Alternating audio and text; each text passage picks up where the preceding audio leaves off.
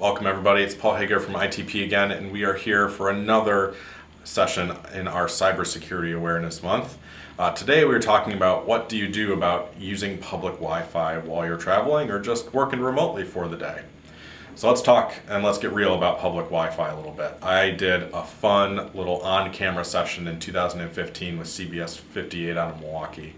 And we went into a local coffee shop, you know the ones, right? Great coffee, cool little spot, everyone's super hip and laid back, and the Wi-Fi password is just stuck on the back of the cash register, and it's super simple so that it's easy for you to just sit down, connect, plug in that password, and away you go.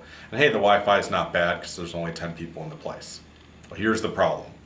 So that day in Milwaukee, we brought in a device that's only less than $100 online. It's called a Wi-Fi Pineapple, and it's sold to security researchers, right? Sold only to the good guys. No bad guys would ever go online and buy this device, right?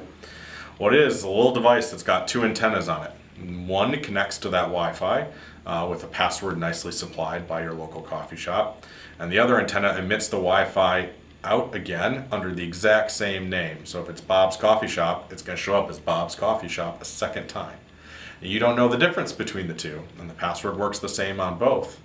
So which one is it? Are you connected to the Wi-Fi, or are you connected through that nefarious Wi-Fi Pineapple? So you're still going to get internet, you're going to be able to browse to everywhere you normally can, but you have created what they call a man-in-the-middle attack. There is a device in between you and the online world that you are seeing, and you don't know the difference. Everything works just fine. You leave the coffee shop none the wiser. So with CBS, we did that day, as I walked around that coffee shop and I told people what their passwords were, I told people what their Facebook photos they had just looked at were, because when you are the man in the middle and you are scanning all of that traffic, you're able to grab some pretty sensitive information. So what do, right? We still need to be able to work remotely, and we want people to be able to work from home or wherever they need to be. So what are the tips to stay safe while you're doing this? So first and foremost, you need to be most aware when you are at these smaller ma and pa type places, because they're not going to have sophisticated Wi-Fi systems that are doing some of the necessary protection to keep the bad guys from putting devices like that out in the network.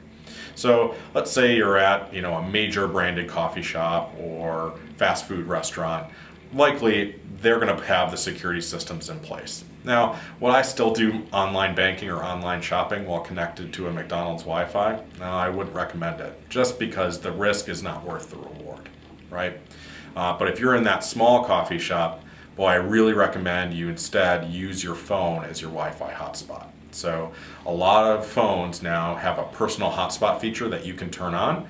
You're already paying for data. We're all on unlimited data plans at this point, which is great, and your IT department's going to be much happier. So that's our recommendation. Whenever you are on the go, even though it takes the extra step to turn your personal hotspot on, that's your own little private secure connection to the internet, and you're not connected to the main Wi-Fi with everybody else. If you travel out of the country, you need to be super aware, and there are some countries where I would say you can't use Wi-Fi at all.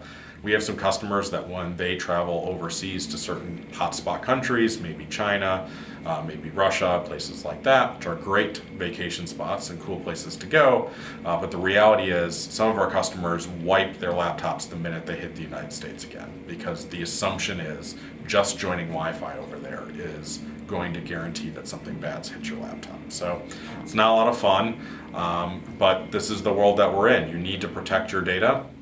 Don't online bank, don't online shop, and unless you're absolutely using your own personal hotspot. So that's my recommendation. That's how I use Wi-Fi when I'm on the go.